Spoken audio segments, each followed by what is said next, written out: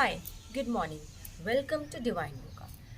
मैं हूँ गरिमा और आज हम बात करने वाले हैं लो बीपी के बारे में और हम कुछ योगासन भी करेंगे लो ब्लड प्रेशर के लिए। लो बीपी जो है कभी कभी कुछ मेडिकेशंस के साइड इफ़ेक्ट्स होते हैं, उनसे भी हो जाता है। और कभी कभी आपके हेल्थ केयर आपको मेडिसिन चेंज करने के लिए बोलेंगे, या तो किसी की फैमिली हिस्ट्री होती है और may be because of hypotension, जिसकी वजह से जिनको लो बीपी की प्रॉब्लम होती है उनको डिजीनेस होती है और फेंटिंग वाली जैसी कुछ प्रॉब्लम्स होती हैं। सो आज मैं बहुत ही आपको सिंपल से योगासन बताने वाली हूँ अपने लो बीपी की प्रॉब्लम को रिड्यूस करने के लिए। उसके सिम्टम्स काफ़ी हद तक का आप लोग रिड्यूस कर सकते हैं। और अक्सर ये देखा गया है कि जो लो ब्लड प्रेशर की जो प्रॉब्लम होती है वो एक्चुअली में जो ऑक्सीजन होती है वो पूरे तरीके से ब्रेन पे नहीं जा पाती है, तो ये उस वजह से भी होती है। और जैसा कि आप लोग जानते हो कि योगासन के कितने सारे फ़ायदे होते हैं। योगा करने से हमारा ब्लड सर्कुलेशन इम्प्रूव होता है और बहुत ही इजीली ऑक्सीजन पूरे तरीके से हमारे ब्रेन तक जा सकती है। और अ, अगर आप लोग जैसे कि कभी कभी जैसे जिनको लो बीपी का प्रॉब्लम है वो कभी कभी ऐसा होता है कि उनको डिजीनेस भी हो रही है, फेंट जैसा हो रहा है उनको। और अगर योगासन करने का भी मन नहीं है तो आप लोग डीप ब्रीदिंग करना स्टार्ट कर दीजिए। और क्योंकि डीप ब्रीदिंग से काफ़ी हद तक का ऑक्सीजन हमारे ब्रेन तक जाती है। आप लोग चाहो तो आप लोग योगिक ब्रीदिंग कर सकते हैं। योगिक ब्रीदिंग कैसे करते हैं? योगिक ब्रीदिंग करने के लिए आप लोग को अपना एक हाथ, अगर आप राइट हैंडर हो तो लेफ्ट हैंड, अगर आप लेफ्ट हैंडर हो तो राइट हैंड, इसको आप एनी विच वेज आप पेट पे रखेंगे। डीप इनहेल करेंगे 6 काउंट्स में, लाइक 1 2 3 4 5 6। और ऐसे इनहेल करना है कि आपका जो स्टमक है ये प्रॉपर फूल है। फिर उसको आपने रखना है 12 काउंट्स तक का। इसे देखते हैं।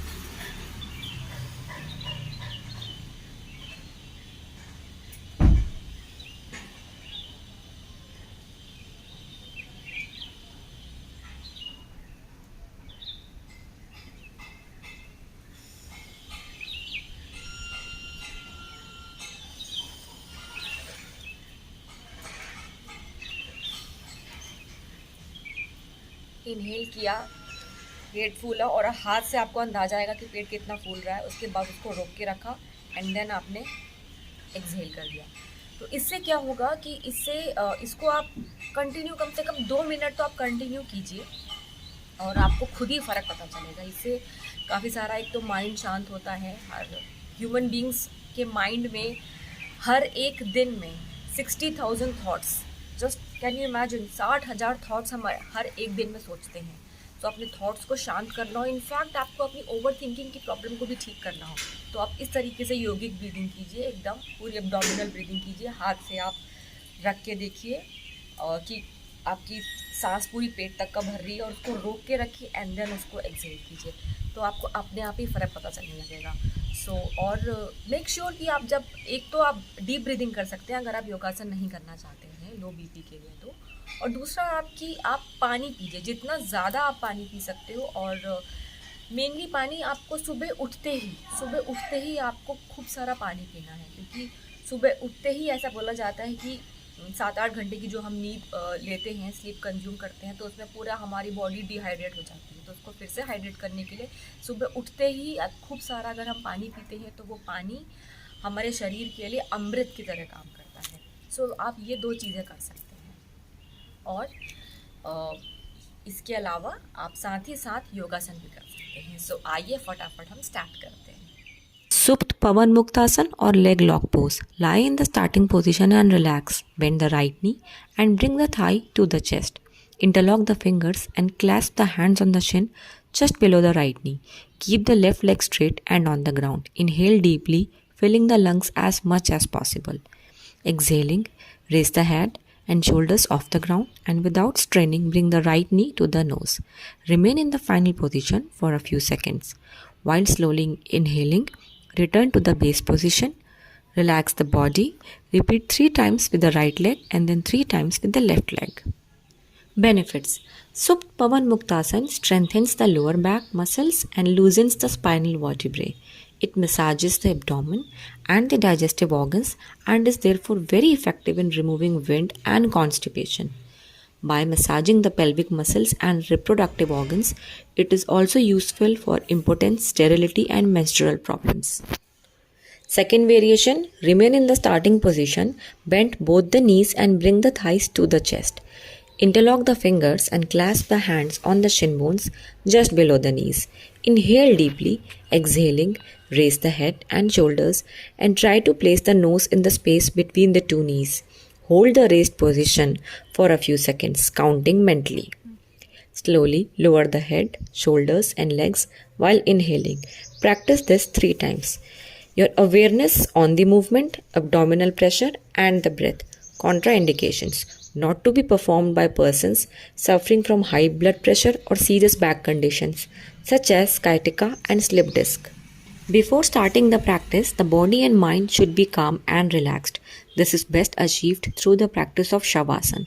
In addition, a short rest should be taken between asanas lying in Shavasana.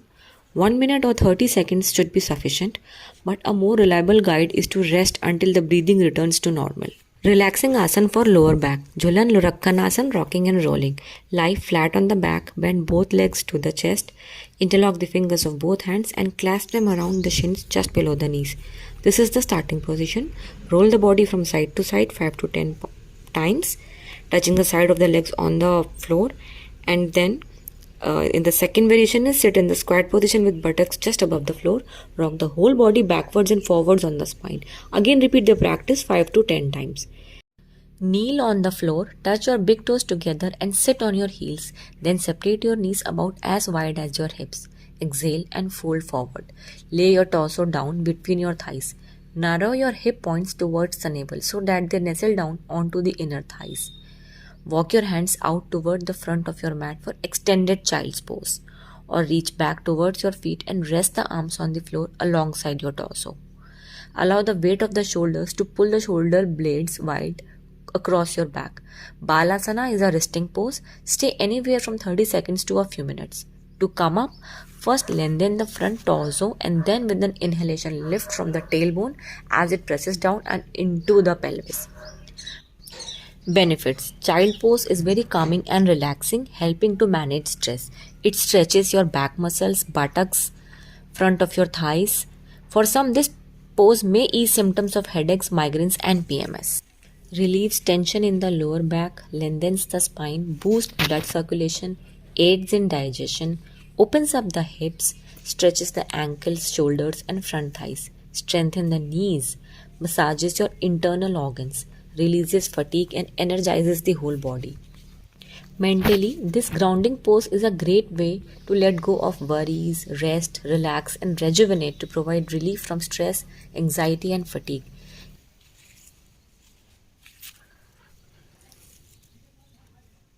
Stand with the hands facing upward. Slowly bend forward, first bending the head, taking the chin towards the chest, then bending the upper trunk, relaxing the shoulders forward and letting the arms go limp. Bend the mid trunk and finally the lower trunk. While bending forward, imagine that the body has no bones or muscles. Do not strain or force the body.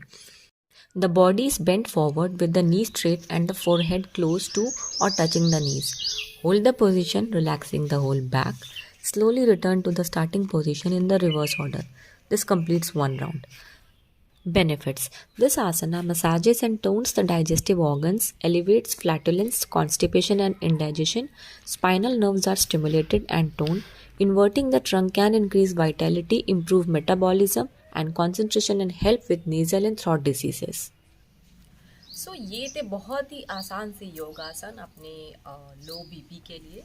और आप इनमें से कोई भी एक आध आसन try कर सकते हैं। एंड अगर आप बिल्कुल ही नए हैं, बिल्कुल ही बिगिनर हैं योगा के लिए, तो आप एक आसन से ट्राई कर सकते हैं। एक आसन पकड़िए और उसी को रोज़ प्रैक्टिस कीजिए, रोज़ उसी का अभ्यास कीजिए, और फिर धीरे धीरे आपको कंफर्टेबल लगता है तो आप बाकी के भी 2 आसन को ट्राई कर सकते हैं।